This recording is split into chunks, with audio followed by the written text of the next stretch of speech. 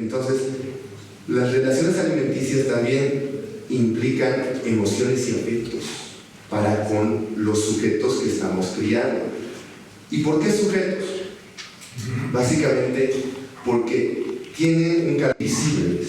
Sin embargo, no son la misma cosa. No podemos hablar de Pachamama pensando que estamos incluyendo a todos los seres que la componen.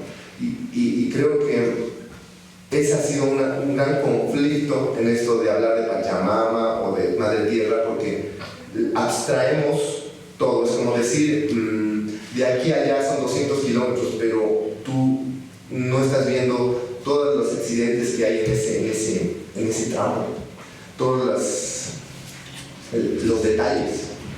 Y es justamente lo que estamos perdiendo al decir la madre naturaleza en grande. Entonces, no referirnos a los seres que la componen, a todo ese conjunto de vida, ¿no?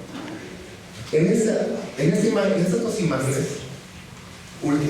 dos últimas imágenes, pueden ver el Año Nuevo Aymara celebrado en Concomancani, en la localidad de Corpus, una ciudad de piedra, donde las piedras son inmensas y tienen formas de personas, animales y todo. En esta ocasión llegaron muchos chasquis a traer un mensaje, y este mensaje era el que está escrito justamente: el que no estamos comiendo bien, ya que no estamos escuchando a nuestros ancestros, y por lo tanto no vamos a poder ser sabios como esos ancestros. Por lo tanto, la alimentación está estrechamente relacionada a los alimentos que consumimos y cómo nos relacionamos con estos alimentos, ya que esta relación, como ya dije, va a generar un circuito de generación que nos va a permitir vivir sosteniblemente, es decir, sin depredar, es decir, sin consumir más de lo que uno es consumido. En el aspecto médico solo ellos tienen, ¿verdad? Entonces he tratado de experimentar también eso y poder yo aprender a partir de hacer como ellos lo hacen, ¿no? Es así que tuve 290 entrevistas, pero todas dialogadas, es decir, no fueron prediseñadas en ningún momento.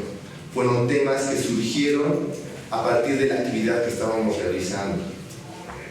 Ahí están las piedras. Como marco teórico he podido usar a Allen, a Viveros de Castro, a Cavalcanti. ¿Por qué? Porque estas personas nos dicen que es posible que exista un carácter afectivo en las cosas, lo que han llamado animismo, es decir, que tengan capacidad de sentir por más piedras que sean, y nosotros tenemos la capacidad de comunicarnos a partir de este lenguaje o gramática no verbal que es a partir de la alimentación, es decir, de la suposición de que todo ser anímico necesita alimento y quiere alimentarse, y es así como nos podemos relacionar con estos, a partir de dar alimento.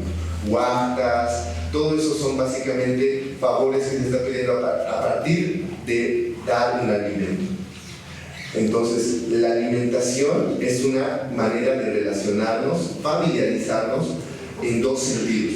Uno, en el sentido comensal con las personas, a través de alimentos cocidos, y el otro en el sentido predatorio, es decir, de consumir al otro. En este sentido predatorio, quiero decir con predación, que es así, no piensen que es necesariamente agresividad y todo, sino la predación en el diccionario está definida como consumir al otro, para matar al otro para comer. Es decir, que ningún lugar está exento de relaciones de predación. Por más reciprocidad que exista en esa sociedad, no podemos estar exentos de conflictos. No podemos estar exentos de conflictos y de relaciones predatorias, tanto corporales como anímicas. Y ahí vienen las relaciones de pareja, en los que podemos consumir al otro anímicamente, al igual que la reciprocidad también existe en los lugares. Les dejo con esta imagen de un sabio local que nos compartió su manera de considerar el cuerpo andino, no solo cuerpo, alma y espíritu, sino Kamasa, Hanchi, que es el cuerpo, Ahayu, almas, que puede ser más de una, Kamasa, fuerza, Sakapa, fertilidad y Hanayu, vida. Entonces, con todo esto nos relacionamos a la hora de consumir un alimento. Y la manera en la que lo tratemos va a tratar de exacerbar uno o eliminar uno para poder consumirlo y relacionarnos de la manera que queremos relacionarnos, ya sea ritualmente o cotidianamente. Eso es todo. Muchas gracias. Que siempre antropólogos y arqueólogos hemos hecho a lo largo de la historia de la disciplina, a lo largo de la disciplina, que tiene que ver con eso, con la comparación intercultural, ¿no?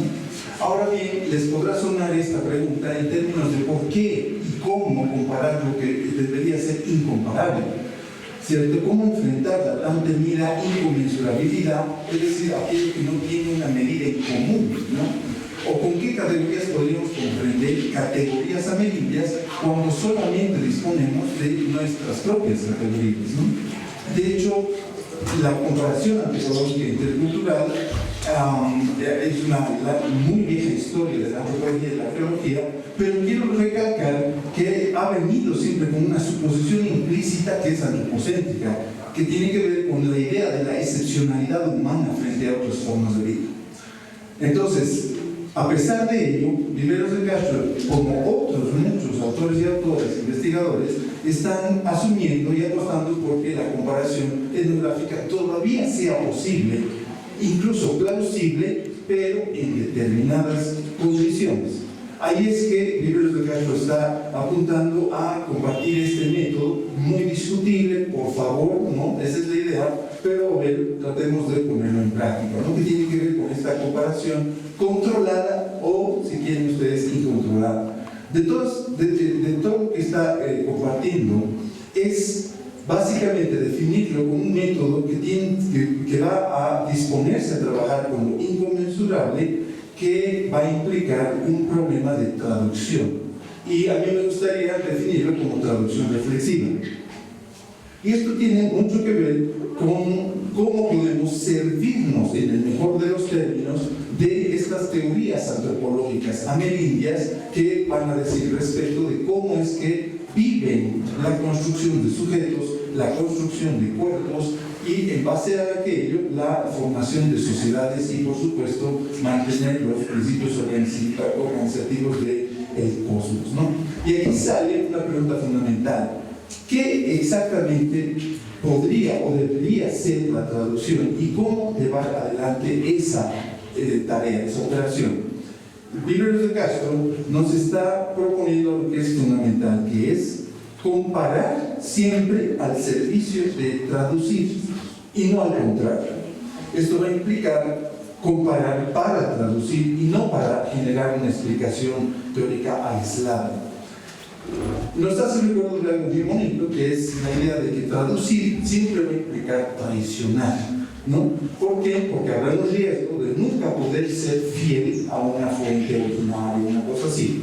Pero traducir, dado que es una forma de traicionar, va a abrirnos la idea de que una buena traducción será aquella que va a traicionar, sí, pero va a traicionar el idioma de destino, no el idioma de origen. ¿Qué significa eso? Espero ser muy claro con esto, porque va a permitir que los conceptos extraños deformen y subviertan la caja de herramientas de quién? Del investigador o la investigadora. Significa que en el ejercicio de traducción de quien está investigando haya un efecto de reflexividad y una reconceptualización de la misma disciplina antropológica, de la misma definición de qué es traducir. Por lo tanto, el efecto, el impacto directo no va a ser en la teoría amerindia que pueda ser emergente ahí, sino, como digo, en la caja de herramientas, o si quieren ustedes, en la estructura conceptual de quien investiga. Entenderán que bajo ese efecto, quien investiga pues estará sometiéndose a la posibilidad de sí, ¿por qué no decirlo así?, encontrar un universo de otra manera o en otros términos al que estaba acostumbrado. Entonces, en lugar de simplemente relacionar dos sociedades o dos culturas, según el antiguo método comparativo, la idea es conectar, y decirlo de esta palabra, en el más amplio sentido del término, conectar múltiples prácticas y discursos que podrían pasar de ajenos, ¿no?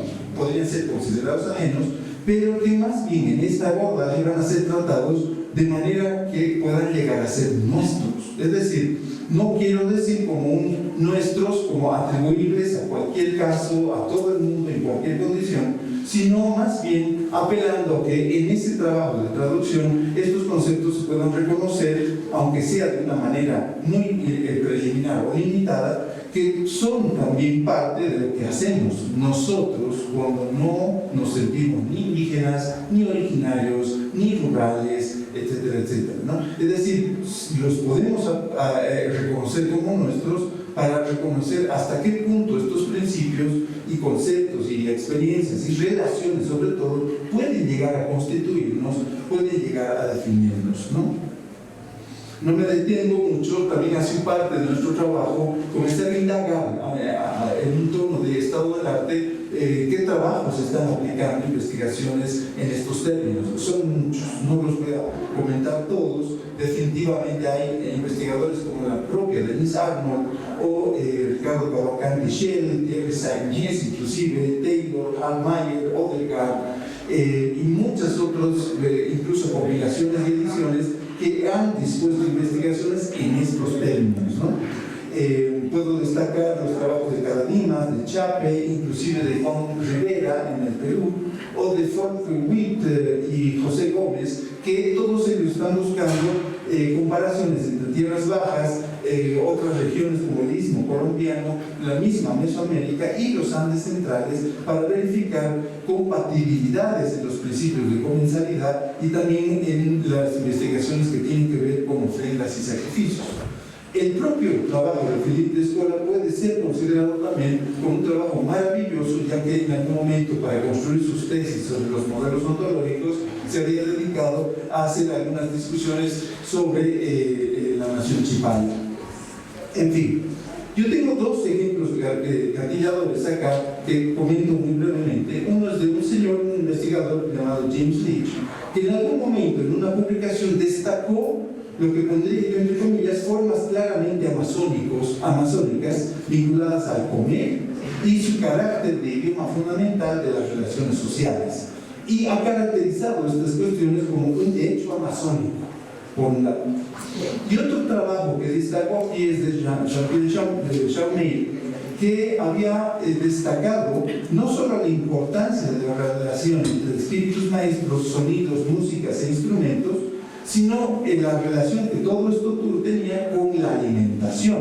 Y cuando destacó este trabajo en el 2010, dijo: es menester encontrar equivalentes andinos de lo que acontece en la Amazonía, de esta categoría amazónica de espíritus maestros, afirmando que probablemente esto ocurra con lo que él denominó los apus, o lo que podemos entender o considerar nosotros como achachilas, como espíritus o deidades o entidades de las montañas. Bien, con esta inspiración, cuando uno indaga en lo que se viene escribiendo en los diferentes rincones de las academias, pues uno comienza a inspirarse mucho, ¿no?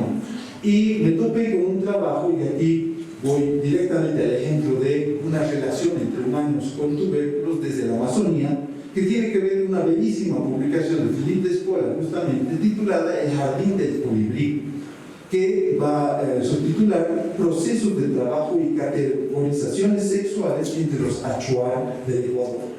Todos ustedes deben conocer, espero, que Philippe Descola, el investigador francés, se dedicó por muchísimos años, junto con su esposa, a poder investigar el mundo de los Achuar, la selva culta y sobre todo otra publicación como Más allá de naturaleza y cultura. Bien, aparte de esas publicaciones tan famosas, está este artículo que por supuesto hace parte de todo su trama investigación y que parte de lo siguiente.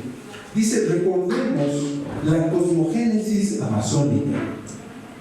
Y esto es lo que tiene que ver con nuestro abordaje también. Repito esta premisa.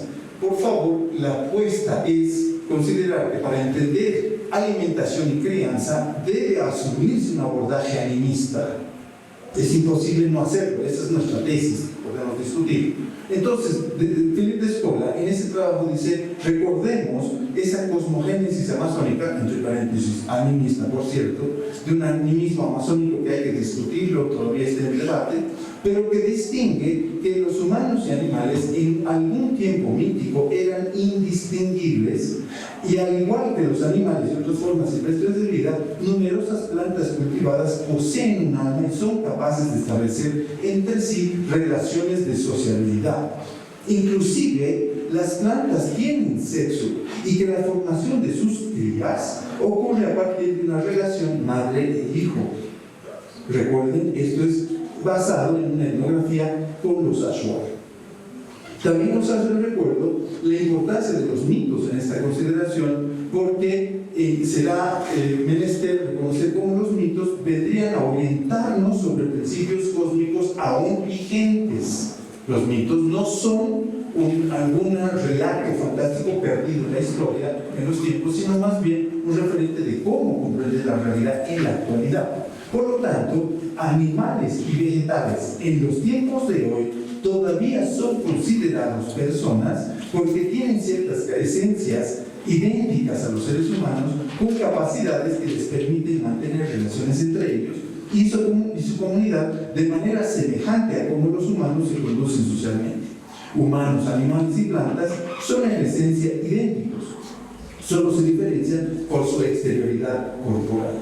Entonces, ¿qué nos dice sobre esa base de Descola en su experiencia con los Ashuar al respecto del cultivo de la yuca? Y por si acaso, diferenciándolo de la cacería. Se supone que en la Amazonía, si hay algo que va a diferenciar a estos pueblos, y estoy generalizando, va a ser la institucionalización de otros elementos como es la comensalidad, la predación y la cacería, incluso, bueno, básicamente eso, ¿no? Y la cacería. Entonces va a distinguir esta diferencia, o tal vez las similitudes que hay entre cacería y agricultura, mejor dicho, horticultura. Entonces dice, vamos a hablar de que el cultivo de la yuca para los Ashuar es una institución que debe estar rodeada y atendida por múltiples precauciones rituales. Al igual que la cacería, la condición para una práctica exitosa de la horticultura se centra en intercambios directos y armoniosos con entidades. El espíritu tutelar de los cultivos, en general, es un ser femenino llamado Nuncui. Y este Nuncui es un término que viene de una base que es Nunca, que significa tierra. Esta entidad femenina habita en la misma tierra cultivada, posee un don de ubicuidad que le permite multiplicar sus apariciones, su presencia y estar presente, obviamente, simultáneamente en todos los cultivos en un afán de cuidarlos. El valor específico de la cacería, entonces, en la constitución de sujetos, es decir, quien caza es considerado como uno de los nuestros, es similar, dice Descola, a partir de la etnografía con los Ashuar, al saber cultivar yuca. Quien sabe cultivar yuca es un sujeto. Quien se relaciona con las yucas es un sujeto, porque tiene relaciones con sujetos. También nos destaca algo que podemos denominar como comunicación transespecífica. ¿Por qué? Porque dice, hay múltiples señales que los Ashuar van a buscar, identificar y comprender que se presentan en los cuerpos de las yucas, ¿cierto? Porque recuerden, las yucas son crías para los Ashuar. Estas señales en las yucas van a anunciar la salud de una compleja trama de relaciones a partir de indicadores como el grosor, la abundancia, la belleza, inclusive la longevidad de los tubérculos. Por otro lado, nos dice, para evitar el riesgo de que las yucas desaparezcan, ¿no? O lo que es peor, para evitar que estas yucas se transformen en plantas salvajes, las mujeres, sobre todo Ashuar, van a buscar agradar a Nuncui para tener su presencia permanente. Al igual que los varones con respecto a los espíritus madre de las presas de la cacería, las mujeres van a cantarle a las yucas. Y aquí sale un bellísimo concepto que es el anent, que son cantos hechos en el huerto, ¿ya? Y que tienen una notable capacidad de seducción. Pero es hermoso porque no solo van a dedicarle estos cantos al espíritu femenino tutelar de los cultivos, sino también y principalmente al alma de las plantas cultivadas. Les cantan las mujeres invitándoles a crecer y multiplicarse sanas y fuertes. Entonces, la yuca dulce tiene un lugar destacado en el universo de plantas cultivadas entre los Achuar, y es a ella a la que la mujer le dedica la mayor parte de sus cantos rituales. A diferencia de la cacería, recordemos, si es que hay conocido el trabajo de escuela, siempre habría el interés, la preocupación de que en las presas de cacería están cuñados potenciales a quienes hay que halagar, hay que agradar. Pero a diferencia de la cacería, las plantas cultivadas no son cuñados a quienes hay que agradar, más bien son niños o niñas a los que hay que hablar, además de que hay que criar, hay que hablar con cierta autoridad. A diferencia de la cacería, en los ritos dirigidos al espíritu madre de la huerta, la mujer entonces se va a identificar con este espíritu madre a partir de una crianza maternal. Por eso se despliega una ritualidad compleja en esta relación humanos-yucas. Antes de sembrar una yuca, la mujer rocía en la tierra una mezcla enrojecida de agua y partes de algunas plantas, como ser el achiote, para darle de beber a la planta hasta saciarla. De hecho, en esta estructura de relaciones van a negociarse los conceptos que se tienen de qué es una planta y qué es un animal, qué es un humano. Porque lo que se planta y lo que se concibe como producto agrícola domesticado puede variar, no es un asunto definitivo. Siempre estará en función y definido por múltiples elementos, ¿no? Está en juego la forma en que se clasifican los diferentes organismos vivos. Y con esto termino esta partecita dejándoles este mensaje. En el mundo de los Achuar, la papa es una cría. Y es una cría porque es cría de alguien. En tierras bajas, entonces, no solo existen instituciones altamente desarrolladas de cacería, guerra o canibalismo, se despliegan, sí, formas ritualizadas, cargadas de trabajo, de energía e intención, exclusivamente para dar de comer a las yucas, a las plantas y a las entidades. Hay en la Amazonía observaciones rituales que definen qué y cómo dar de comer, suficientemente organizadas a partir de repertorios culinarios. Bien, ¿por qué he compartido este pequeño retazo de una linda etnografía compartida a su vez por Descola? No por decir, en la Amazonía hacemos lo mismo, para nada.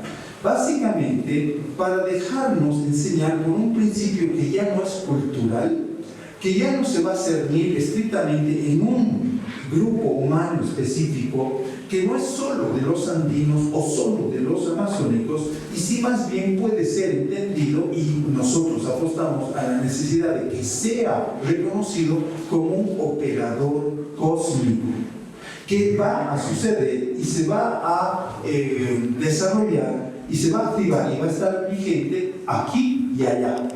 Es decir, que estos determinantes no son determinantes o caracterizantes culturales de diferenciación de uno u otro grupo humano. Quizás entonces la tesis sea indicar que debiéramos dejarnos enseñar no solo como investigadores e investigadoras, sino también como sujetos. Al respecto de esto último, dejarse enseñar como investigadores significa revisar, yo diría incluso hurgar nuestra caja de herramientas, nuestro aparato conceptual, marco categorial, para sospechar un poco de que quizás lo que hemos aprendido, no solo de la antropología, sino de la antropología andinista o amazonista, americanista, etcétera, que son herederas de los estudios de área, pues deba ser replanteado.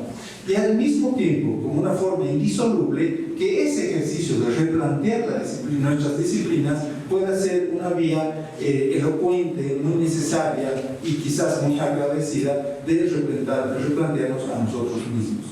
Esto tiene que ver, el trabajo que he construido y que vamos a publicar en el mejor de los casos en las memorias de este congreso, tiene que ver con una postura adicional.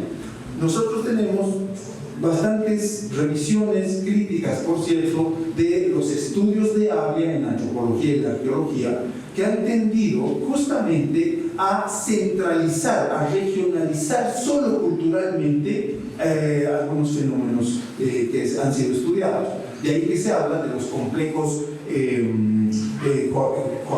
jaguáricos, los complejos equinos de los pueblos del norte de América, en fin, inclusive los estudios mesoamericanos, los estudios andinistas, los estudios caribeños, africanistas, etc., ¿no? Estamos tratando de ir un poco más allá de aquello, de esta herencia de una antropología clásica, por la necesidad que estamos aprendiendo de tomar en serio las tesis amerindias sobre estos asuntos, que no están dividiendo, no están parcializando los fenómenos para poder ser objetos de estudio. En ese sentido, si es que nosotros, con esto termino, si es que nosotros vayamos a seguir hablando de complejos, digamos, agrícolas en torno a la papa, complejos andinos de la papa, una cosa así, apostaríamos porque quizás sea necesario hablar de complejos relacionales, donde vamos a descubrir que las entidades no solo son sujetos de agencia, no son sujetos de enunciación, sino también sujetos de degustación. En este sentido, la apuesta es que la alimentación y la crianza sea no solo un ordenador, sea reconocido como un ordenador cósmico, sino también un gran maestro para todos nosotras y nosotros en lo que respecta a cómo resolver nuestras futuras investigaciones que nos permitan entender cómo y por qué se relacionan los seres humanos con las plantas, los tubérculos y con todo ese mundo no humano y más que humano. Muchísimas gracias. Entonces le damos la bienvenida a Jenny y como siempre pues tenemos 20 minutitos de exposición, de comentarios y continuamos con estas exposiciones.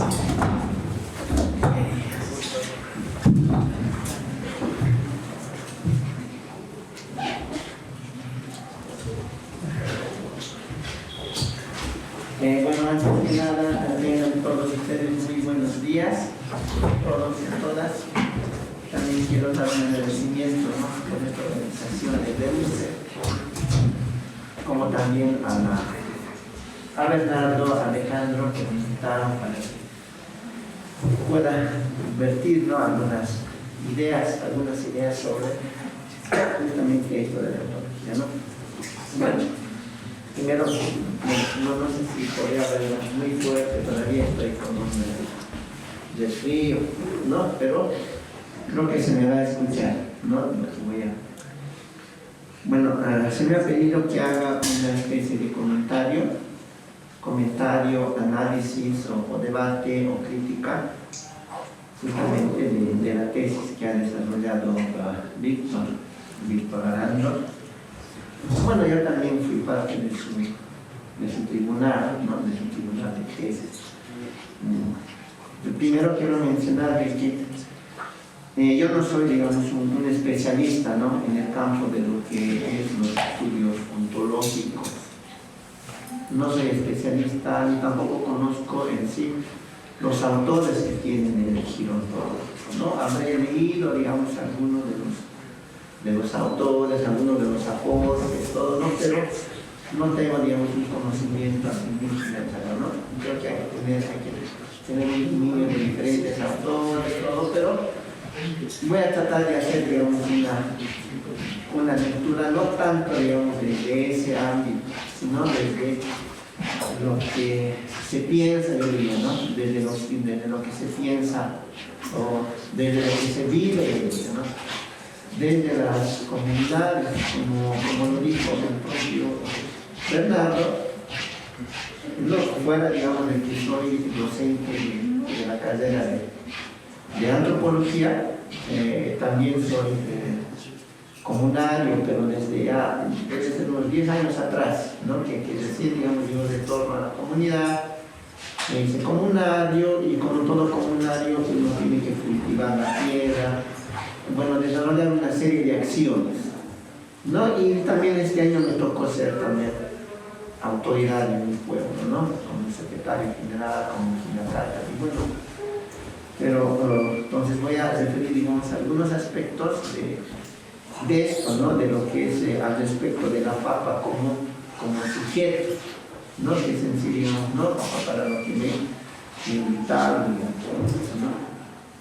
Bueno, primero yo pienso que todo este avance de lo que es el giro ontológico, pues, como les dije, no, que no lo conozco en profundidad, pero me parece que es un tema importante, digamos, de abordar, ¿no? De abordar para marcar, digamos, nuevos rumbos de lo que es el quehacer de la antropología en Bolivia y lo que está sucediendo también en muchos países de América Latina, ¿no? En ese sentido sí es, digamos, algo muy loable.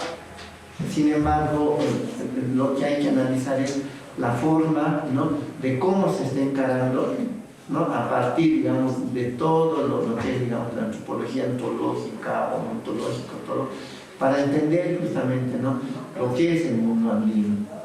Entonces, ahí sí, digamos, ¿no? yo tendría algún tipo de dudas, digamos, ¿no? en cuanto a dos cosas, ¿no? Uno, al acercamiento metodológico que se va a tener, ¿no? para entender, digamos, el mundo andino, y el otro de caracterizar, digamos, ¿no? como sujeto a los diferentes elementos, componentes justamente que están presentes en el mundo andino.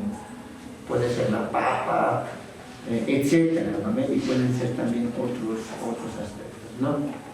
Y todo esto está mediado por el entendimiento de lo que es en sí, ¿no es cierto?, la misión de crianza mutua, que sería uno de los soportes, ¿no? para entender, digamos, todo esto, pero también, como dice, digamos, la tesis del doctor Arando, a partir de categorías que han provenido de la Amazonía, ¿no? como predación, canibalismo, todo. Que sí, digamos, no estoy de acuerdo, digamos, para entender justamente, ¿no? el mundo andino, ¿no? Y además hay unas cuestiones, digamos, metodológicas que muy bien, digamos, voy a mencionar, ¿no? O sea, ¿cuál es, digamos, la apuesta, ¿no? La apuesta, digamos, para tratar de entender inclusive digamos, los elementos, los componentes como un sujeto, viene justamente, ¿no? de lo que es el enfoque, si no me equivoco, multisensorial, ¿no? que pienso que está presente también en la escuela, en otros, ¿no? si no me equivoco, ¿no? Y además hay una idea, ¿no? La idea es básicamente vamos a ver, ¿no? de reunirse, ¿no? de reunirse todo, pero sin juntarse, ¿no? Sería parte de esta apuesta multisensorial, ¿no? O sea, de reunirse sin juntarse. Eso quiere decir, digamos, de acompañar, por decir, digamos, al comunario, a la comunaria, en las actividades, digamos, que desarrolla todo, pero eso no implicaría, digamos, el reunirse, simplemente en acompañar, de modo que uno lo que haría luego es experimentar, ¿no? Experimentar en base, digamos, a esa acción de reunirse, y a partir de ello, si no me equivoco, viene luego la producción de conocimientos, ¿no? Producción de conocimientos, etc., ¿no? Pero ahí, digamos, habría algún tipo de, yo diría, observaría, digamos, algunas cosas, ¿no? El hecho, digamos, de que se trate de esa metodología, ¿no? multisensorial, de reunirse sin juntarse, todo esto, ¿de qué manera todo eso permite realmente la comprensión de lo que está sucediendo en un lugar? Que en el caso de Víctor Arando sería en Corta, ¿no? que es en Jesús de Machaca. Entonces, ¿de qué manera realmente permite saber lo que está sucediendo en ese lugar, ¿no? O sea, ¿qué lugar, digamos, ocupa en esa metodología el saber local, ¿no? O solamente es la propia voz, digamos, ¿no? del propio investigador, del propio antropólogo, que a través, digamos, de la experimentación, ¿no? estaría generando, si se quiere decir, inclusive una nueva verdad, ¿no? pero de qué manera esa verdad está conectado realmente con ese saber local, ¿no? Como les dije, que sabiendo que proviene justamente, ¿no?, de una propuesta más, digamos, ¿no?, de lo que es la experimentación, etcétera. Entonces, eso, digamos, me parece que es un aspecto, digamos, central, ¿no? Y de qué manera eso nos haría, digamos, entender qué es lo que está ocurriendo realmente, digamos, en la comunidad respecto a la forma de cómo, digamos, entiende, por decir, la papa, ¿no ve? La papa, el propio comunario, la propia comunario, o sea, las propias familias, todo. Entonces, eso, digamos, no me parece que es una de las primeras, digamos, observaciones, ¿no? Porque pareciera de que se está dando preeminencia más al lugar, digamos, ¿no?, del propio investigador, y no en sí, digamos, al saber local, ¿no? Eso nos puede llegar a tener, digamos, muchas verdades, ¿no? Verdades que quizá a veces no necesariamente pueden estar conectadas, ¿no?, con lo que está ocurriendo realmente en la realidad, ¿no?, con lo que está ocurriendo realmente en la comunidad, etcétera, ¿no? Ahora lo otro, ¿no?, las categorías que se emplean como predación, canibalismo, que se quiere aplicar, ¿no?, para entender justamente el mundo andino. Yo no sé, digamos, si esas categorías son comparables con lo que es la noción de crianza mutua o recíproca, ¿no? Me parece que son cosas muy distintas, ¿no? Lo que es la predación, lo que es la crianza mutua, digamos, o recíproca, me parece que son cosas muy distintas, ¿no? No se puede equiparar, ¿no?, una categoría, digamos, que proviene de los estudios de los pueblos amazónicos para buscar entender lo que está ocurriendo realmente en los Andes, digamos, todo eso, ¿no? Cuando se habla de la Uruguaya, ¿no? La Uruguaya, por ejemplo, es un principio, ¿no?, que habla justamente de lo que es la crianza mutua, ¿no? Pero de qué manera eso lo relacionamos con esa categoría de predación que sería propio, ¿no?, de lo que ocurre en la Amazonía, etcétera, ¿no? Entonces, eso, digamos, ¿no?, creo que alguna de las cuestiones, ¿no es cierto?, de orden, digamos, ¿no?, ontológico, digamos, todo eso, ¿no? Yo pienso que desde el punto de vista, digamos, metodológico, puede haber, digamos, otras entradas, ¿no?, para buscar entender realmente, ¿no?, lo que sucede, ¿no? Y hay, por ejemplo, la noción del saber estar o del estar. Se habla de lo que es, ¿no?, de lo que es todos ya deben conocer lo que es la etnografía situada. Bueno, ya Gibbs planteaba más antes, ¿no?, lo que es la propia etnografía densa, bueno, el saber situado, todo. Entonces, eso me parece importante, digamos, de tomar en cuenta, ¿no? Cuando se habla de saber estar, ¿no es cierto?, es ponerse justamente en el lugar del comunario, ¿no?, es ponerse en el lugar también de la comunaria, etcétera, ¿no?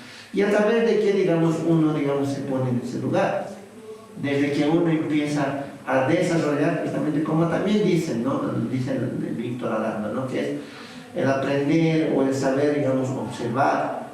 La observación, digamos, lleva a ser, digamos, clave, digamos, todo, ¿no? Pero la pregunta es qué observar, con quién observar, qué lugar ocupa, digamos, el propio, digamos, sentimiento del comunario dentro de esa observación. Y no solamente lo que nosotros podemos pensar, ¿no?, o lo que nosotros podemos generar, digamos, ¿no?, ver lo que es la teoría, etcétera, digamos, ¿no?, todo eso, porque de hecho, ¿no?, la observación es clave para estar en los Andes. El comunario de esa manera se guía diariamente todas las actividades que desarrolla, ¿no? Desde cuándo sembrar, la mejor, digamos, época, digamos, no sé, para roturar la tierra, inclusive hasta la luna tiene mucho que ver, y más sucede esto, por ejemplo, cuando se elabora el chuño, todo, ¿no?, donde uno tiene que observar bien, inclusive, ¿no?, el anochecer, el color que tiene que tener, o sea, son muchas cosas. Entonces uno se guía bastante, digamos, ¿no?, por lo que es, digamos, la observación, todo. Entonces, ¿de qué manera? A través, digamos, de la metodología, digamos, ¿no?, del giro ontológico, se está comprendiendo, digamos, ese observar, si es no es cierto, del propio comunario, o simplemente es una cuestión mucho más subjetiva, yo diría, del propio, ¿no es cierto?, investigador, etc. ¿No? Ahora, yendo, digamos, a algunos aspectos quizá más teóricos, conceptuales, de lo que plantea justamente Víctor Arando, es justamente, ¿no?, como les dije, ¿no?, esta cuestión de la predación, porque se empieza, digamos, ¿no?, a aplicar categorías que tienen, digamos, ¿no?, el giro ontológico, que viene de la masonería, para entender justamente el mundo, ¿no? Y se dice, ¿no?, la predación, aunque con salvedades, ¿no?, sí es posible, digamos, aplicarla, ¿no?, para entender el mundo andino. Pero uno se pregunta, ¿no?, ¿es aplicable realmente para entender, digamos, la ontología aymara? Es una pregunta, ¿no? Y como ya les había adelantado, ¿es lo mismo predación, reciprocidad, digamos, crianza? Estamos hablando de los mismos términos. A mí me parece que no son los mismos términos, ¿no? Además de que cuando hablamos de crianza mutua, de crianza recíproca, todo, hablamos también de otras categorías, ¿no?, o de otros principios que también son propios del mundo andino, ¿no?, como el amparo, la equivalencia, la regeneración cíclica, que nos ayudan además a entender, a situarnos, ¿no?, a situarnos en ese lugar, ¿no? Y además hay otro elemento, ¿no? Cuando hablamos, digamos, de crianza mutua, hablamos no solamente de lo que se dice, ¿no?, de una especie de intercambio de esfuerzos, intercambio de energías, todo, ¿no?, entre nosotros, digamos, y otras entidades, como si fuéramos iguales, digamos, ambas entidades, o sea, nosotros como personas, y por decir los dioses, ¿no?, la Pachamama, todo, no somos iguales, ¿no? O sea, ellos son entidades inclusive superiores, ¿no?, que tienen inclusive mucho poder, digamos, que nosotros, ¿no? Entonces, ¿cómo entender en esos términos esa noción de crianza mutua o esa noción, digamos, de predación? O sea, es realmente, digamos, aplicable, ¿no? Yo diría que es un cuestionamiento, digamos, ¿no?, en esto. ¿Por qué? Porque dentro de esa noción de crianza, digamos, ¿no?, incluso los valores que nosotros tenemos, ¿no?, tienen mucho que ver en esa relación. No solamente es la energía, digamos, que voy a tener, o la energía que va a tener, digamos, ¿no?, la Pachamama, la Chachira, los apus, etcétera, todo, ¿no? Los valores, por ejemplo, van a ocupar, digamos, un lugar, digamos, primordial, ¿no?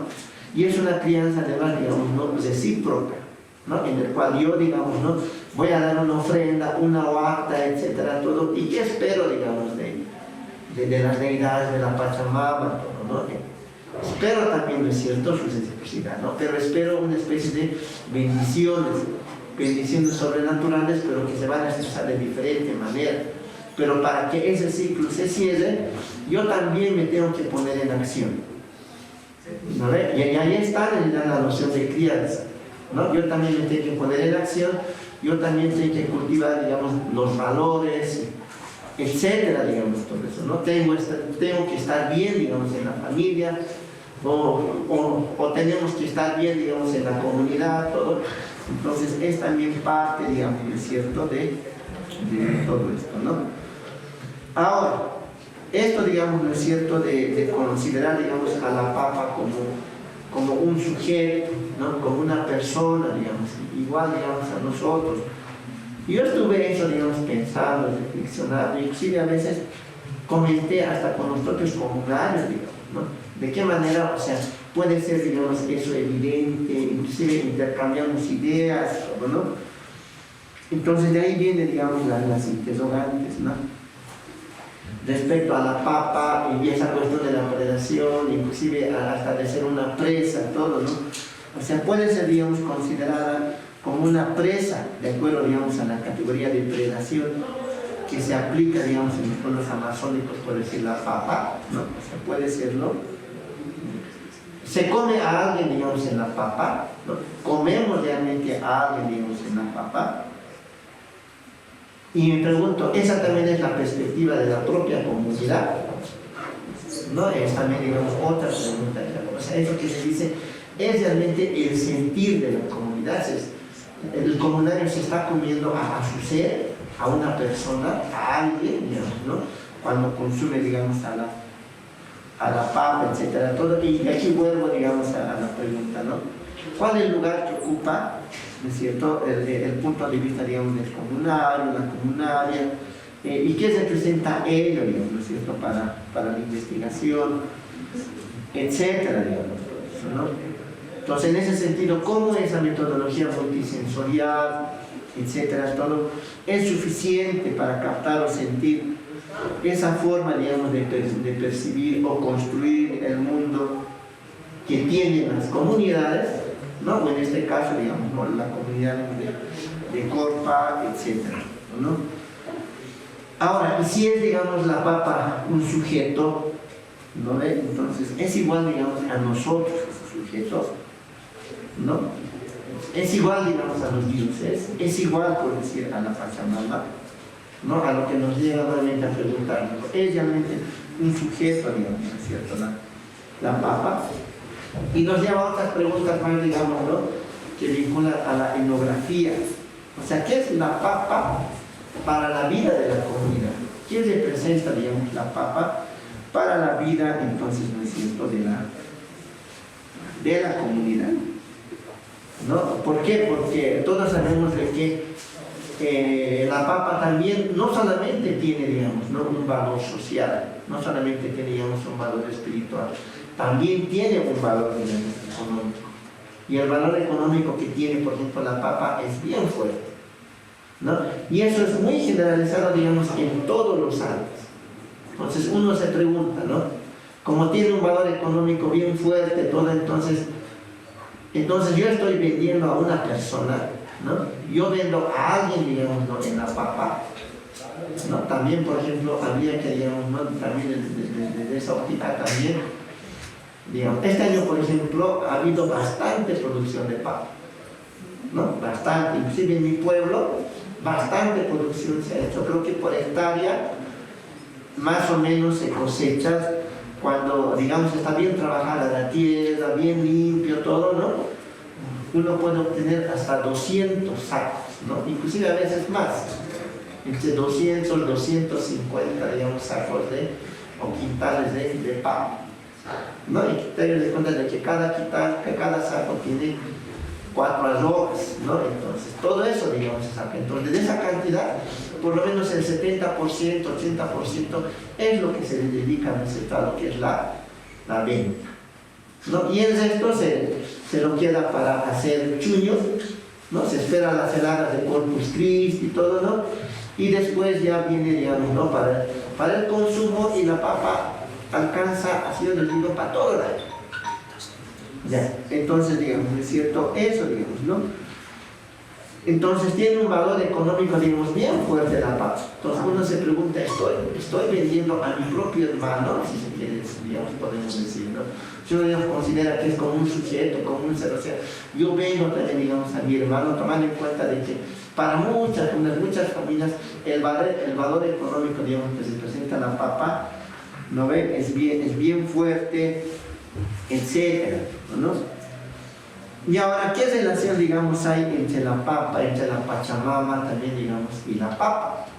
Eso también, digamos, habría que considerar, ¿no? O sea, la papa es independiente, podemos decir, ¿no? La papa, digamos, es producto de la tierra, ¿no ven?, es producto de la Pachamama.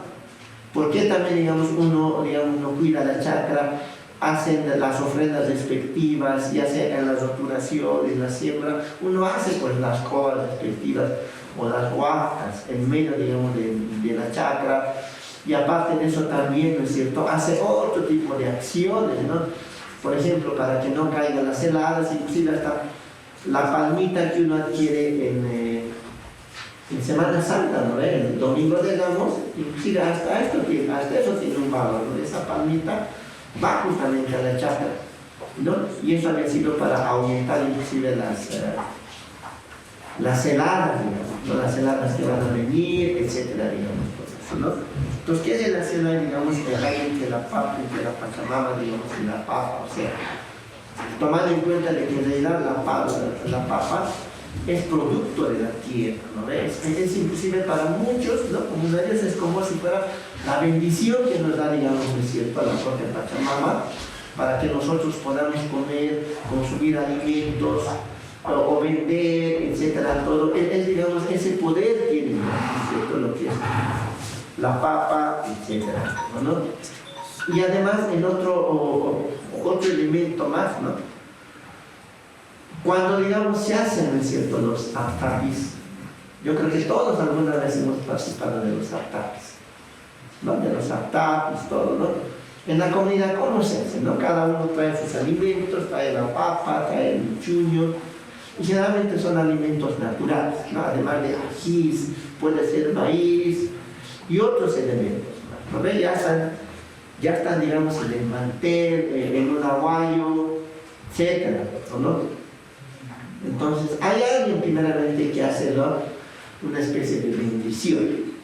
Puede ser la autoridad, ¿no?, como también puede ser alguna persona mayor que se le pide, hace la invocación, digamos, a la Pachamama, ¿no?, o como también a las deidades locales que hay en cada lugar, ¿no? Y entonces dice, bueno, estamos recibiendo estos alimentos de la tierra, de la Pachamama, nos está brindando esta oportunidad, dice, entonces ahora vamos a consumir, digamos, ¿sí? Entonces todos, bueno, van al ataque, ¿no?, para consumir todo, ¿no? En ese momento, ¿qué es la papa? Es un sujeto, es una persona, ¿no? Entonces son, digamos, algunos de los, yo diría, cuestionamientos, ¿no es cierto?, que tendría, digamos, esto. Bueno, creo que el tiempo se me ha acabado, solamente son algunas ideas que ojalá puedan generar, digamos, algún tipo de, no sé, debate, reflexión, como les dije, ¿no? Yo no conozco muy bien el giro ontológico, pero pareciera, ¿no?, de que la apertura, digamos, del giro ontológico, al concentrarse mucho, digamos, en lo que es el texto, los autores, todo, ¿no?, uno simplemente va a buscar lo que se dice, ¿no?, lo que se piensa, y no realmente lo que uno piensa o lo que uno, digamos, hace etnografía en una comunidad, ¿no? Muchas gracias, un hayal a todos. Muchas gracias por la actuación, por los comentarios de Josefina. Pasamos un breve comentario de Pedro Rosa. Gracias, Gary, de verdad, gracias por venir y compartir tus conocimientos y experiencias. Definitivamente, yo no sé si se están quedando con la sensación como la que queda conmigo, que es que estos debates ya están presentando un continuará, que significa que difícilmente vamos aquí a cumplir exhaustivamente con todas las posibilidades de debate, de disidencia, de complementación, que sé yo, ¿no? Gracias, Gary, una vez más. Ahora, casi sale una lágrima de mis ojos cuando existe un comentario, y lo digo para bien, por si acaso, cuando dijo Eric, cuando vendemos papas, estamos vendiendo a nuestras crías, porque no hay una relación de hermano-hermano. En lo que estamos viendo etnográficamente serían crías, o sea, estás vendiendo a tus hijos, ¿no? Yo invito a toda la comunidad académica a asumir ese desafío para ver si es que en el mundo hay una categoría no traída por los estudios ontológicos, multiespecies y tal, hay una categoría que es igual, ¿cierto?, que es la cría de un criador. Entonces, ¿por qué podríamos estar dudando de que en el mundo andino se está reconociendo la cualidad de sujeto de la papa, no siendo una cría que luego nos va a cuestionar cría de quién, ¿cierto? Y ahí hay una papa que ya se termina. En ese sentido también quería comentar algo que es importante. Cuando estamos trabajando con las categorías de predación y canibalismo, no es absolutamente en el sentido de aplicar mecánicamente categorías que puedan sonar interesantes o seductoras. Lo que primero hemos visto por consideración es la necesidad de centrar la herencia epistemológica que se ha concentrado en esos dos términos. Por lo tanto, hay que reconocer que el término de canibalismo y muy probablemente predación que viene colado ha sido una construcción colonial para justificar la conquista de los pueblos del llamado Nuevo Mundo. Y habría que, si es que somos capaces de reconocer eso, habría que tratar de repensar qué debería ser entendido por predación y canibalismo, ¿no? Definitivamente, las etnografías nos están mostrando cómo hay un proceso de transformación de sujetos, Victoria lo había mencionado, a través de la cocción, ¿cierto? Entonces, cuando antes de ser posibles estos elementos, estas formas de vida, se despliega un entramado afectivo de cariño, de cuidado, se les canta a los sujetos, las personas cantan a las papas, les hablan y acarician y les besan a las papas. No creo que sea por cumplir con una tradición cultural que han aprendido de por sí, sino que estamos convencidos de que ahí hay una relación de tú a tú. Y por lo mismo, después de cocidas las papas, hay una transformación de estos cuerpos hacia lo que sería una comensalidad. Por supuesto, no estamos considerando que hay un fagocitismo caníbal en el entendido europeo del término, sino más bien, si mantenemos el término, más bien de un canibalismo que va a referir a una transformación de la vida. Por lo tanto, esa transformación de cuerpos va a mostrarnos cómo jamás los sujetos entonces van a conservar una definición de sujetos estática, sino más bien muy dinámica, y van a ir definiéndose de, por ejemplo, de ser sujetos a pasar a ser alimentos, ¿no? En fin, da mucho para conversar. Yo espero que con este pequeño comentario puedan ir anotándose y a ver qué podemos derivar en una suerte de compartir comentarios, preguntas, consideraciones al final de esta primera jornada. Sigamos, por favor, ¿vale? Estamos con... vamos a continuar entonces. Muchas gracias, Gay. Dale. Solamente una cuestión que bueno, que en realidad, de hecho, ¿no? Bueno, Bernardo tiene razón, ¿no? Cuando dice que realmente nosotros le tratamos con cariño, es cierto, ¿no? Le tratamos con cariño, ¿no? Pero de qué manera eso, por decir, nos ayude a ver realmente o aceptar, a ver que realmente es, digamos, ese sujeto, es digamos, el tema, ¿no? Lo que yo observaría, ¿no? Porque de tratar con cariño, sí lo hacemos con cariño. La papa tiene digamos, mucha significación dentro de la comunidad, ¿no?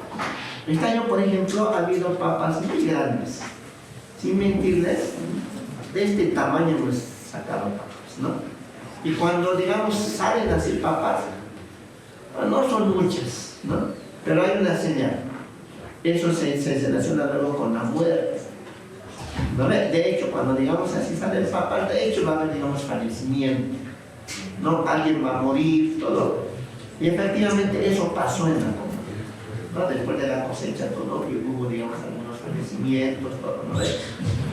Y también es cierto, ¿no? De que la papa también es como una madre, ¿no? Porque la semilla en sí es una madre que se sacrifica, ¿no? Y de ahí luego nacen, ¿no? Los nuevos hijos, ¿no? Pero esos hijos son personas análogos de nosotros. ¿Qué tienen que ver, digamos, esos hijos con la tierra, con la Pachamama? Vienen de la tierra, son de la Pachamama, ¿no? Digamos, son, digamos, algunas, yo diría, preguntas que hay que hacer, ¿no? Gracias. Gracias, Kelly. Bien, vamos a continuar con el programa. Alejandro Barrientos, aquí presente, también Mariela Silva Arratia, son parte del laboratorio de estudios ontológicos de especie y nos van a compartir un trabajo titulado Hacerse cuerpo de la venganza de los sujetos abortados a la depredación ontológica. En esta oportunidad están presentándonos un trabajo de ya buen tiempo de antigüedad, de trayectoria, que va a ser planteado definitivamente en términos muy en primera persona. Vamos a ver. Bien, gracias por cuestiones organizativas. En esta ocasión voy a estar solo yo, que está Mariela con nuestras crías. Entonces, para Beatriz ocupe el tiempo, justamente voy a hablar de ese tema. Como les decía en un momento, si bien el detonante ha sido esta cuestión en torno a la papa, estas investigaciones, pues vamos a dar otros elementos, otros insumos también que pueden contribuir al debate central de esta submesa. Entonces, esta es una investigación que venimos desarrollando de manera hace varios años y hemos ido generando algunas publicaciones. Entonces, algunas cositas las voy a pasar muy por encima y en todo caso también este material ya lo hemos ido publicando porque quisiera indagar un poco más, ¿no? Es un tema bastante complejo, tiene bastantes aristas, bastantes dimensiones, ¿no? Entonces, el breve balance que hemos hecho sobre una antropología del aborto en los Andes, es decir, diferenciando de los estudios feministas sobre el aborto, de una antropología feminista del aborto, detectamos que el aborto finalmente está relacionado a una categoría local que es conocida como limbo. ¿Y qué es limbo? En esta revisión que hemos hecho, una de las ideas es que el limbo es un castigo, ¿no? Entonces, el limbo generalmente está relacionado con aquellos fetos abortados que no han sido enterrados debidamente, no son utilizados o despachados, y lo cual generaría pues un castigo, básicamente en el ámbito rural, tiene que ver con la granizada, ¿no? Es importante declarar que en los estudios al respecto no se aclara que no se trataría de un castigo por la acción abortiva como tal, sino por el hecho de no haber enterrado o haber despachado a ese feto que ha sido abortado, ¿no? Entonces, el incumplimiento de aquello supondría el castigo, no como tal la actividad o hecho abortivo. También se ha hablado del limbo como un lugar. Esto viene muy relacionado con limbo, ¿no? Con esta función más cristiana. Entonces, este lugar también es el lugar, ese espacio físico, digámoslo así, especialmente en ciertos lugares, en ciertos cerros, donde se entierran a estos fetos o estos seres no natos o neonatos sin bautizar, que también son denominados limbo o limbo, ¿no? Otra de las definiciones que como se ha investigado el limbo en esta antropología del aborto de los Andes es como una enfermedad. Quizás este es el aspecto que más se ha difundido, es decir, la enfermedad del limbo como una serie de padecimientos que están relacionados con malestares, como una bolita que se desplaza por todo el cuerpo, dolores e incluso en algunos casos siendo con consecuencias fatales. Sobre esto voy a volver un poquito porque es clave para entender el tema que vamos a desarrollar. Y la otra es el limbo como una entidad, básicamente una entidad sacra de la dimensión del Mancapacha, algunos lo refieren como un duende, pero el término no es muy pertinente, pero para que se entienda, que lo que generaría son unas acciones, digamos, de afección a los cuerpos, es decir, sería este duende que más bien hace enfermar a estas personas que, digamos, han cumplido con esta cuestión del despacho de ese ser no nato que se ha abortado. Aquí no entramos en toda la discusión del aborto intencional o intencional, ¿no? Entonces no es parte de esta discusión en toda la investigación que venimos haciendo, es un tema también clave. Y de alguna manera esto de la entidad nos lleva a justificar el título, ¿no? Esto de la venganza de los fetos abortados, ¿no? Es decir, entender el input como un feto abortado que tiene una capacidad de agencia, en este caso de vengarse de aquello y generar algún tipo de afección. Entonces nos preguntamos al respecto si al identificar el limbo como entidad maligna y peligrosa se correría el riesgo de individualizar y esencializar una corporalidad, solapando la cualidad ambigua, liminal e intercorporal del ajayo. Así mismo nos preguntamos, entonces, ¿no se correría así el riesgo de reproducir la individualidad, humanidad del limbo a través de su condición de sujeto o actante? Y aquí con eso no entro mucho en este debate, pero justamente uno de estos discursos, digamos, que se han generado, llamados pro vida, tiene que ver mucho con ese reconocimiento de una individualidad del feto, del embrión, de su entidad, que nosotros estamos planteando es cómo pensar en su individualidad cuando estamos hablando de cuerpos relacionados, de cuerpos múltiples, que nosotros llamamos gestante en gestación. Entonces, reconocer también que esta entidad individualizada en términos de un limbo como un ser maligno no estaría también reproduciendo un poco esa lógica. Por si acaso, aquí cuando hablamos de tramados de vida, otros aspectos, por si acaso nos alejamos totalmente de cualquier discurso pro vida que pueda haber, ¿no? Entonces, para evitar cierto tipo de confusión, ¿no? Entonces, lo que nosotros estamos frente a este panorama, como hemos dicho, el limbo como castigo, como lugar, como enfermedad, como entidad, estamos planteando primero que hay que entender el malparto, ¿no? Entonces, el malparto es la liberación violenta de la sangre acumulada en el vientre y el impulso destructivo del viento del nonato. Esto va a ser conocido como Tubing-Guaira y digamos también medicina como soplo placentario.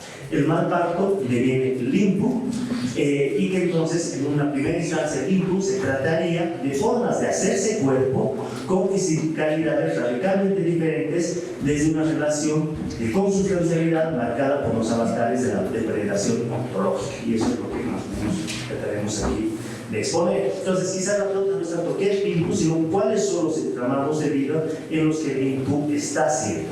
Aquí es fundamental aclarar que nuestra aproximación a este tema es debido a que con manera nosotros hemos experimentado limpo, ¿no? No entro mucho en ese detalle, pero es clave que esto parte de esa reflexión de una vivencia que tenía en primera persona, como así, y que nos llevó a preguntarnos qué es esto limpo está pasando, y luego empezar a entender esa complejidad, esas dimensiones, que es por lo cual estamos trayendo este tema. Entonces, el propósito de esta ponencia es discutir que más allá de la denominada sociología de la predación mutua aplicada a contextos amazónicos y de la denominada sociología de la crianza mutua aplicada a contextos andinos, la predación y la crianza no son excluyentes entre sí, ni son atributos particulares de un determinismo geográfico. Más bien se trataría de intercambio de perspectivas en los entramados del parentesco, el linaje y la ancestralidad, al menos en esto que les compartimos. Pues es un tema más complejo, pero nos espero haber dado la base para que se entienda lo que les queremos compartir. Entonces empecemos un poco por esta idea de hacerse cuerpo. ¿De qué va esto de hacerse cuerpo? Para entenderlo un poco más es esa consustancialidad y la depredación ontológica. Aquí sintetizo entonces mucha información, mucho trabajo que venimos desarrollando, y algunos aspectos los sintetizo en esta diapositiva, ¿no? Por un lado, producto de cierta americanización de la cosmología andina, limpu ha sido reducido a una enfermedad, y lo vimos en su momento. Esto pareciera no ayudar a comprender los entramados orgánicos, sustanciales e intercorporales del hacer enfermar, fenómeno, ¿no? Hacer enfermar, que ha quedado encasillado en las llamadas enfermedades espirituales. Las denominadas enfermedades espirituales son ante todo alteraciones en la circulación de sustancias y elementos corporales, sangre, aliento, grasa, piel. Por tanto, las vitalidades, ahayu, ánimo, espíritu, que no son exclusivas del ser humano, podrían quedar enlazadas en malas conexiones. Y retomamos este término de las conexiones de Anders Burman. Malas conexiones, hay que aclarar, no estaría sugiriendo un corte o interrupción en la comunicación transhumana, ¿no? Es como mala señal, digamos, en los contactos de otras entidades, sino que estaría haciendo referencia al unificarse con ahayus que emergen de relaciones de reciprocidad negativa, por ejemplo, brujería, envidia, ambición, infertilidad y otras. Entonces, cuando hablamos del hacerse cuerpo, estamos pensando en este unificarse con, que pueden darse en relaciones, digamos, una reciprocidad, podríamos decir, positiva o negativa. ¿Qué hacemos cuando hablamos de una reciprocidad negativa? Es cuando uno da más de lo que está recibiendo, es decir, alguien está absorbiendo más de otra entidad sin devolver aquello en la misma proporción, porque nosotros se llama melear. No estamos meleando de otros, no estamos aprovechando de otro esfuerzo, de otra energía. Entonces, es una relación de consustancialidad marcada por la depredación ontológica. En el caso que estamos tratando en torno al limpu, podemos decir, y esto retomando estudios muy lindos de Lizardo en el Rincón de las Cabezas, ya lo comentaba también en ese momento, es la apropiación de las fuerzas vitales del otro, radicalmente diferente, para generar la creación y continuidad de lo propio, emergente de relaciones de reciprocidad negativa. Entonces, consistiría en hacerse cuerpo en el sentido de unificarse con las vitalidades emergentes de la liberación violenta de la sangre acumulada y el impulso destructivo del viento del nonato. Entonces, aquí estamos pasando de esta idea del tipo como una entidad maligna, un duende, de la venganza del feto agresivo, más bien o sea, de hacer su cuerpo, de unificarse con esas vitalidades compartidas, digamos, eso que nos relaciona o que nos hace similares o comunes a otras entidades, y en este caso que han brotado de esa liberación violenta de la sangre acumulada y el impulso destructivo del viento del nonato. Aquí es importante entonces remitirnos a que decíamos, ¿no? ¿Por qué viene el castigo, la enfermedad? Es porque esas vitalidades que son producto de un aborto, independientemente de su intencionalidad o no, deben ser enterrados, bautizados o despachados. Entonces, al ser enterrados o despachados, la fisicalidad de estos seres no natos, es decir, la sangre, el aliento y el nombre, ahí viene la idea del bautismo, no solo como o más allá de la ritualidad del sacramento cristiano, sino que el nombre es una envoltura, el nombre es el lacayo, el nombre no hay el nombre del lacayo, sino el nombre es parte del lacayo, como lo es la sangre, el aliento. Esas son las fisicalidades del lacayo y no es esta idea etérea de un alma o un espíritu, más en esta visión más cristiana. Entonces, al ser enterrados despachados, esta fisicalidad de los seres natos serán comidos por los achachiles, es decir, reintegrados a su vientre.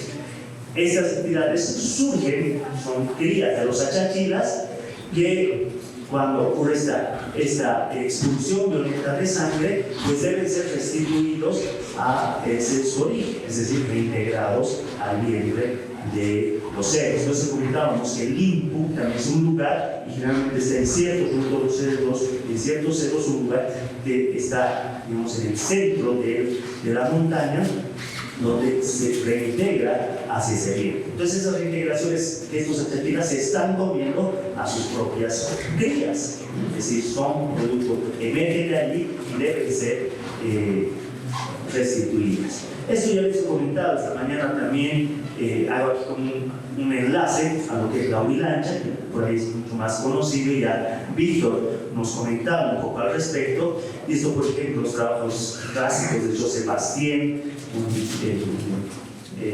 con la montaña, súper ilustrativos al respecto, nos dice que la Huilancha es un medio de ratificación del vínculo de parentesco con el cuerpo de la montaña, asumiendo el cuerpo montaña como una evidencia de la fisicalidad de una entidad más que humana. Entonces, no solo se da como una, digamos, ofrenda, un culto, por decirlo así, sino la idea es restituir esas relaciones de parentesco. Por eso estamos hablando de esos centrados de parentesco, linaje, ancestralidad. Entonces, los achachilas se comen a sus crías, pero eso o el devolverles esas crías para que sean parte de esa comida y se restituyen en el vientre de la montaña, es pues también esta ratificación de esos vínculos de parentesco. La Huilancha está destacada por la sangre, estamos viendo esas fisicalidades como la sangre, aliento, grasa, piel, que hacemos mención en su momento.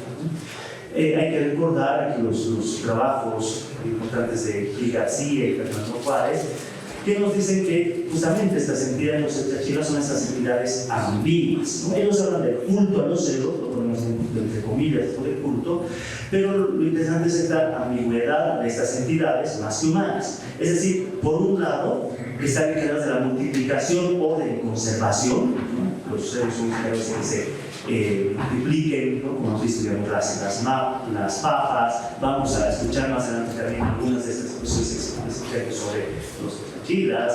Entonces tienen también esa agencia, esa posibilidad, pero al mismo tiempo pueden ser los causantes de esterilidad, caos y destrucción.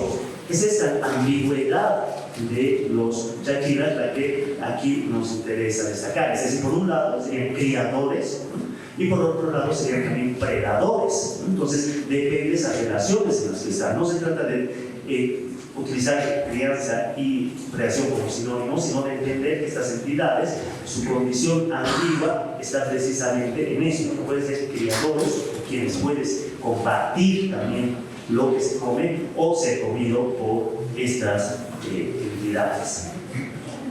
Entonces nos preguntamos, ¿estaremos ante un culto a los cerdos o ante la restitución de relaciones situadas con entidades ambiguas?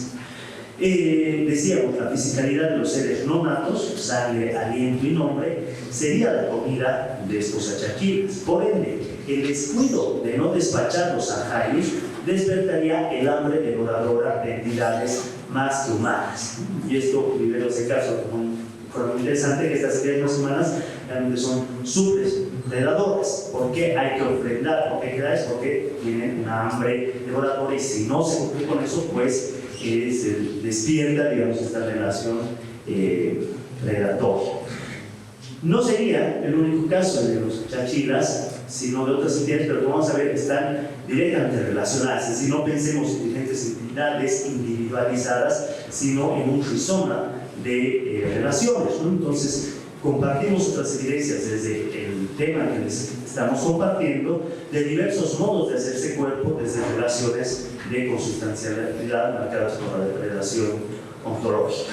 Una de ellas es el rayo. Es muy interesante que con la violenta manifestación del rayo, digamos, es una manifestación sonora, ¿no?, el rayo pierde su vínculo corporal y la sangre se hiela o coagula.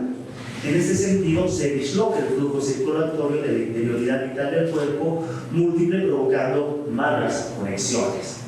Entonces es muy interesante porque uno de los factores que produce malparto en los Andes es el susto por el rayo. Entonces, porque el rayo lo que hace es congela, coagula la sangre, es decir, afecta, altera esa circulación de eso que es una gestación, que es acumulación de sangre que se está ahí cocinando. Sangre caliente es altamente, es una energía concentrada que al liberarse violentamente produce estas malas conexiones. Cuando no ocurre aquello, hay evidencias en guaguitas que nacen con marcas corporales, franjas violáceas a lo largo del cuerpo o hendiduras en la nariz, y son las llamadas marcas del rayo o chimpo, ¿no? De referencia, que serían estas formas de hacerse cuerpo de estas relaciones, ¿no? Entonces, es también interesante que realmente el limpo como lugar está en cerros donde justamente caen rayos. O, como les decía, lugares donde caen rayos van a ser también lugares peligrosos que pueden agarrar, y eso produce lo que se conoce como caja, ¿no? Caja, que es cuando el rayo podría ser agarrado e incorporado a tu fisicalidad, ¿no? Entonces, caja es cuando te agarra, y eso que te agarra te puede producir un mal parto, o el hecho de, por ejemplo, enterrar un ser no nato en cualquier lugar hace que ese lugar pueda agarrar a otros y hacer estas conexiones, es decir, hacerse cuerpo con. Pero es interesante también ver que Caje, en algunas situaciones, o se puede hablar de hacerse agarrar, es decir, buscar intencionalmente hacerse agarrar por otra entidad por otros motivos, que puede ser de sanación o de incorporarse en estas relaciones con otras fisicalidades, ¿no? Entonces, Caja es ese principio de hacerse agarrar, de hacerse cuerpo con otras entidades. Precisamente son lugares limpu, también se convierten en lugares que pueden agarrar a otras entidades y hacer enfermar o producir algunas de esas malas conexiones. Si se entendió mala conexión, es donde esta entidad está comiendo más de la otra y la otra está perdiendo toda esa energía y no recibe prácticamente nada a cambio. Otra de estas es el arpa o la pata, que es una se trata de fuerzas vitales dañinas que invaden el cuerpo, especialmente de mujeres embarazadas, van a acudir a sepelios o visitar el cementerio. El ser en gestación nace con apariencia cadavérica, mal olor y hasta podría morir. Entonces, generalmente es, digamos, lugares de muertos, bares, cementerios que agarran y se introducen y se hacen cuerpo con ese ser en gestación. Entonces, si llegan a ser, se va a convertir en linfo, porque va a ser muerto, digamos, o con muchas posibilidades de morir. Entonces, en síntesis, ya para ir cerrando, sangre que orina caliente, como decíamos en otra extracción, es sangre que se va acumulando, que se va cocinando, es apetecida por entidades más humanas y superpredadoras. Es esa sangre acumulada en cocción la que es el alimento más apetecido de estas entidades. Decíamos que si un ser que está en el proceso de gestación es parte de es decir, son crías o ciertas entidades más que humanas, entonces en los Andes también existen formas de canibalismo ontológico, es decir, entidades que se comen a sí mismas, que comen partes de sí mismas, que comen a sus crías. Y esto es interesante, que en los, digamos, tratamientos que hay para el INPU, la enfermedad del INPU, hay un brebaje que está compuesto finalmente por lo que se llama ombligo, que es el cordón umbilical, huesitos molidos de feto y otras hierbas que deben ser ingeridos por la persona que está padeciendo limpo, ¿no? Entonces es comerse partes también de este ser, ¿no? La restitución de entramados de parentesco, linaje, ancestralidad con entidades más que humanas, lo que se puede tener como parientes salvajes, es una relación de predación familiarizada. Es decir, para restituir estas relaciones de parentesco es necesario compartir esa comida para no ser devorados. Entonces es un intercambio pues, de perspectivas entre lo que es esa crianza de comensalidad y lo que sería la predación. Y ya para cerrar de esa manera de conclusión, podríamos decir que a través del mal parto, la liberación violenta de fuerzas vitales orgánicas, sangre y aliento, acumuladas en el proceso de gestación, se hace en cuerpo múltiple desde una relación de consustancialidad marcada por la liberación ontológica. Entonces, mal parto viene limpo, en tanto relación de depredación en la que la fisicalidad del lacayo que no llegó a nacer continúa alimentándose de sustancias orgánicas vitales de otros cuerpos, toda vez que requiere nombre, envoltura y linaje, líneas de parentesco y descendencia de los ancestros salvajes más que humanos, los achaquilas, y esta alteración o dislocación en el flujo de la energía vital y reproductiva se comunica mediante formas de reciprocidad negativa, esterilidad, improductividad, frustración y destrucción, motivo por el cual dicha relación debe ser sanada, es decir, restituida y reconstruida desde la crianza mutua, invitando para ser visitando para compartir encuentros de alimentación recíproca y convidando para conmemorar el estar siendo con los otros y el crecer y el crear en el crecer. Muchas gracias por su atención. Muchísimas gracias, Alejandro. Un trabajo muy sentido, diría yo. Yo tengo la impresión, y lo quiero decir esto de forma muy breve, que Alejandro, el trabajo de Alejandro junto con su esposa Mariela, nos están recordando dos principios importantes que estamos tratando de sostener acá. Por un lado, esta sensación, esta convicción de haber experimentado, seguir experimentando de forma permanente un cosmos peligroso. Un cosmos peligroso, pero que se debe ese peligro al hecho de que este cosmos es altamente inestable. Y esto nos va a permitir a que en muchos lugares del planeta existe una preocupación por sostener la estabilidad, y una de las formas de lograr aquello es la alimentación. Ahora, también les dejo esto que creo que es importante considerar, que este carácter inestable y peligroso no nos debiera remitir necesariamente al miedo, ¿no? Estamos en un cosmos que no quisiera vivir, ¿no? Sino más bien que nos remita a lo que es mejor, que es más importante, que es cuidar. Por eso el asunto de la crianza. Antes de tener a este cosmos, podríamos nosotros cuidarlo y dejarnos cuidar para que se pueda construir de forma conjunta el convivir, la cohabitación.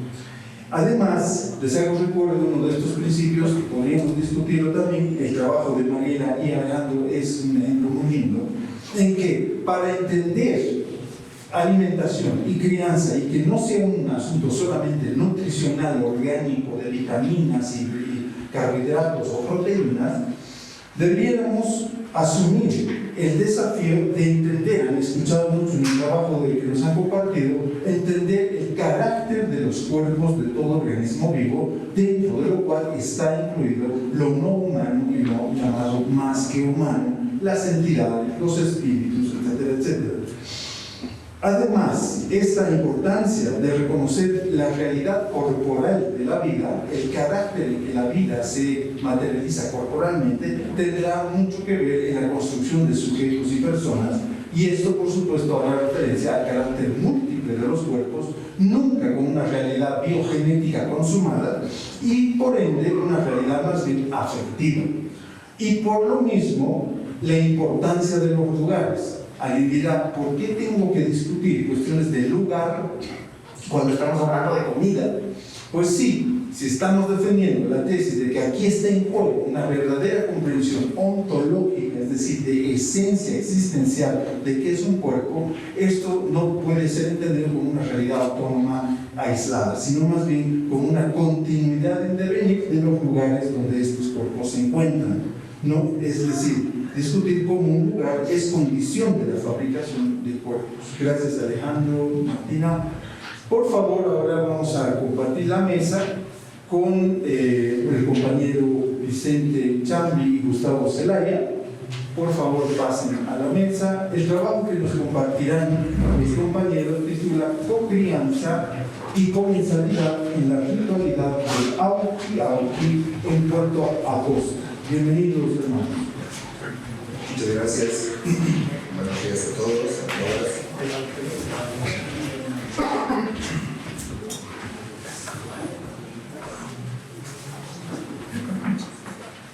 Bien, primero saludar a todos los presentes y más que nada comentar que para mí es,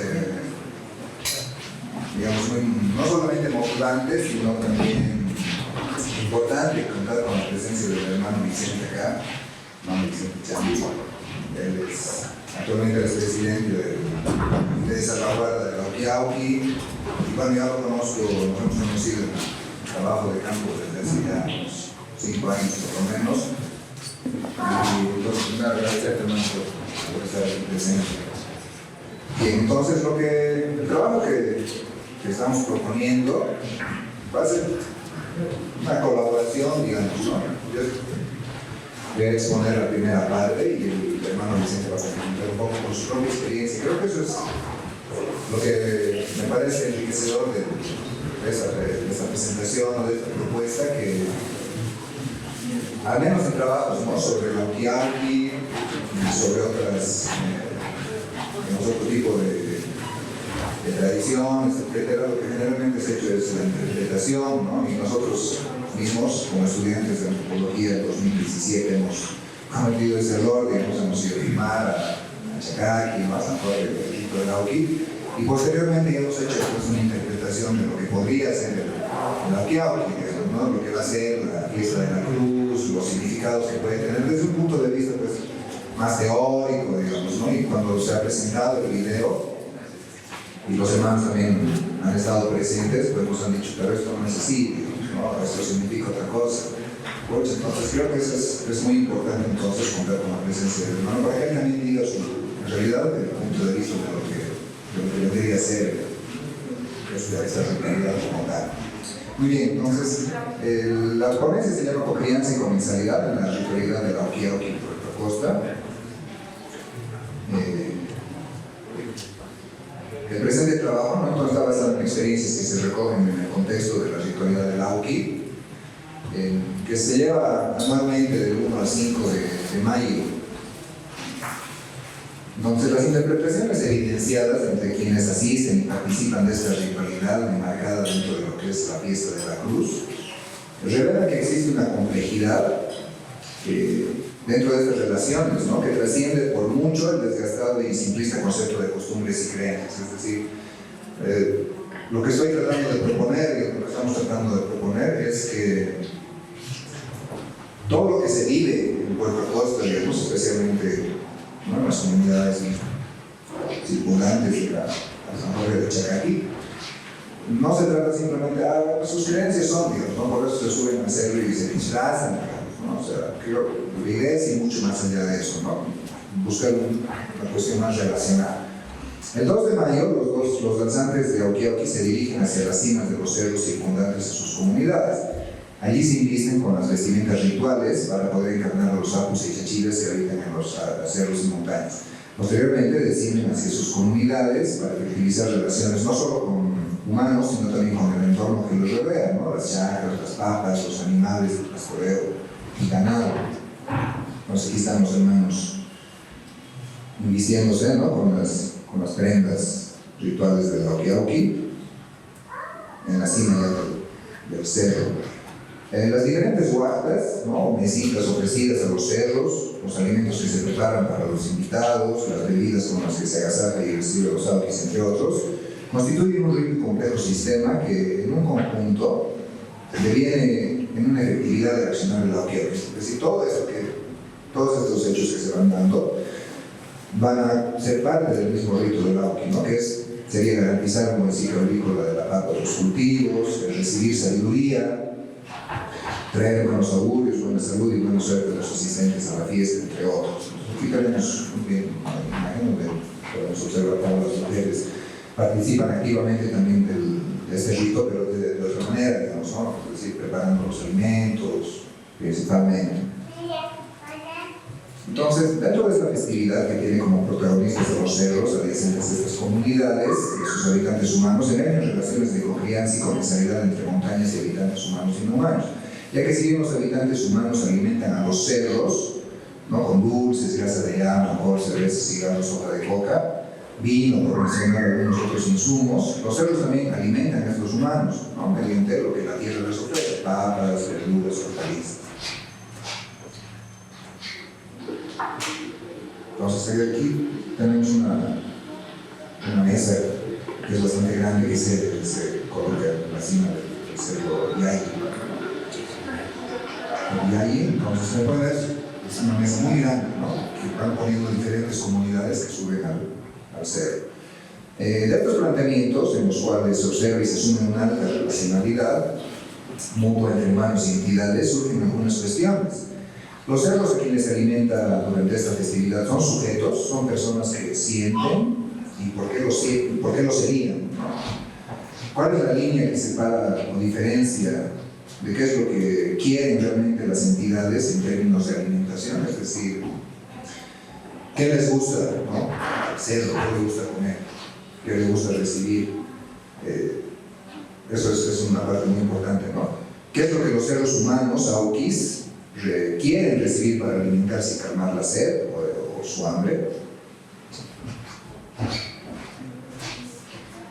Para realizar el presente artículo, entonces, se han consultado fuentes bibliográficas en tanto lo que se ha escrito acerca del Auquiauqui. Sin entrar, digamos, en una descripción pormenorizada, quisiera identificar algunas líneas de lo que se ha escrito previamente sobre el Auquiauqui.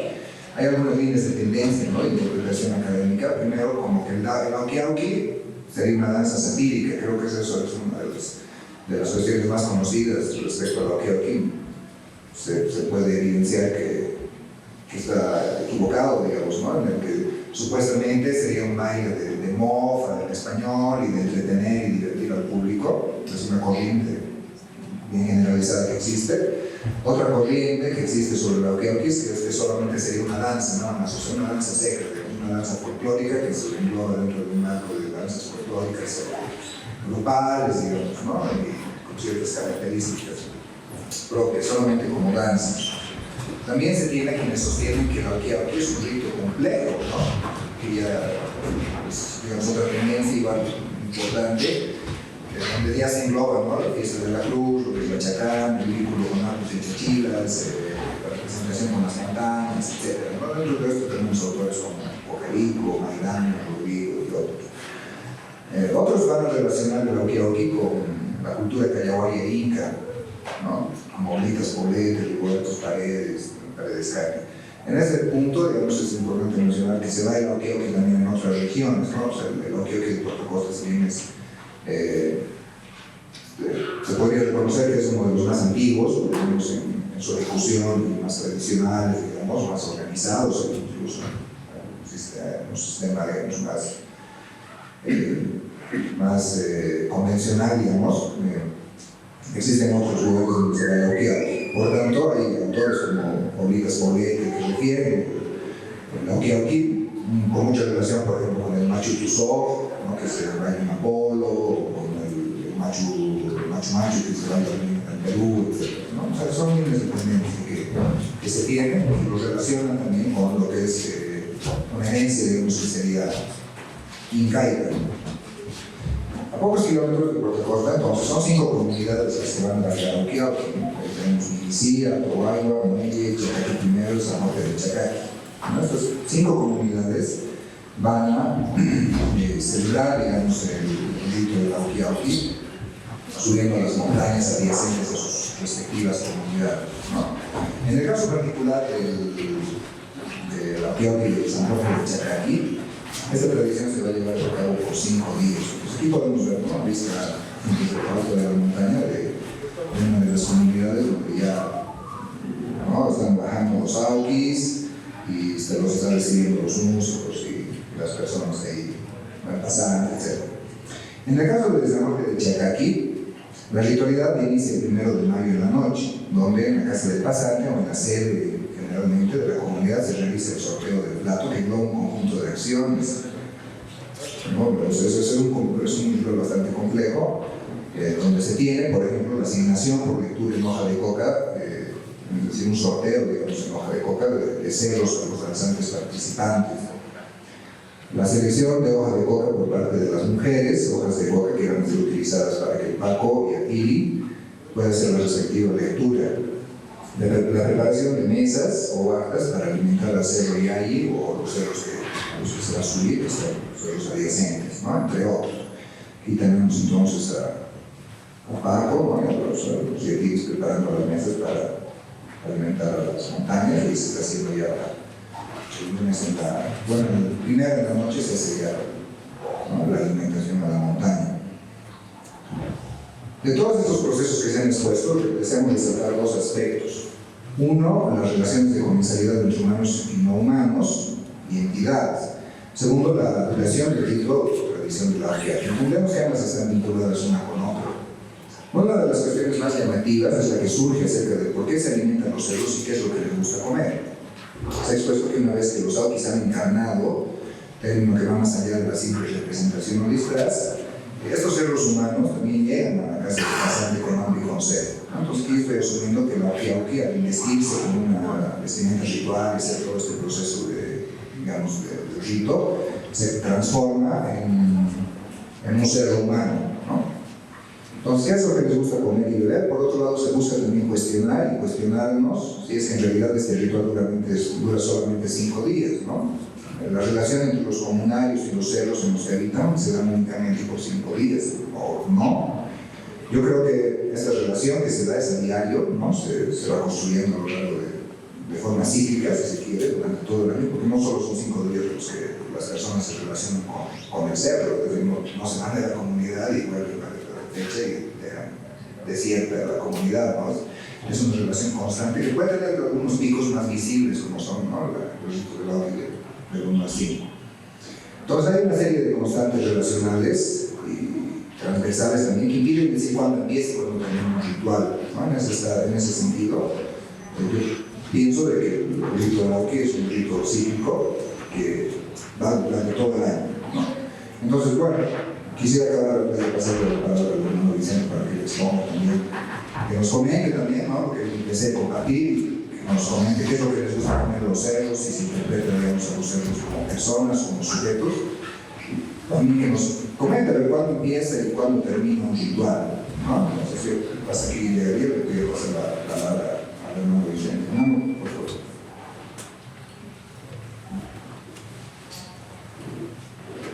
Bueno, muchas gracias por invitar a hermano y a los auspiciantes.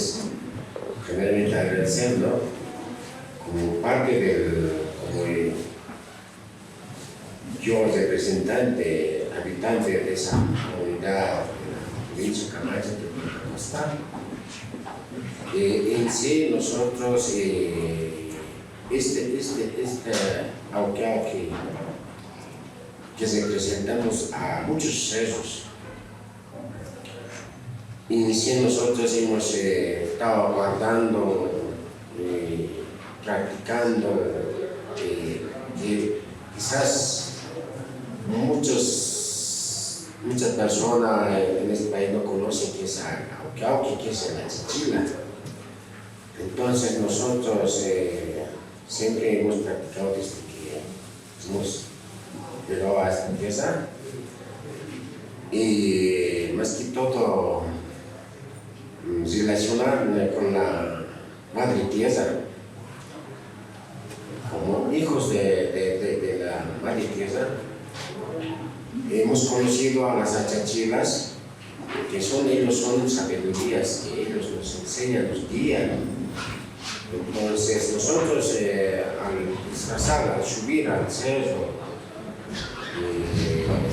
nos nominan, nos indican cómo debemos hacer en esta vida, qué podemos hacer, qué va a ser, va a llover, va a nevar, todo eso. Tenemos que, ellos saben, los achachilas porque saben. Entonces diferentes cerros tienen sus nombres, es como nosotros. Entonces, al representar a ellos, nosotros representamos simplemente al año una sola vez.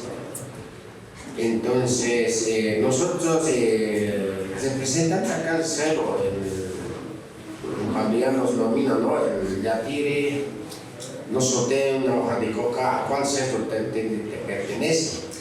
¿A cuál cerro tienes que presentar?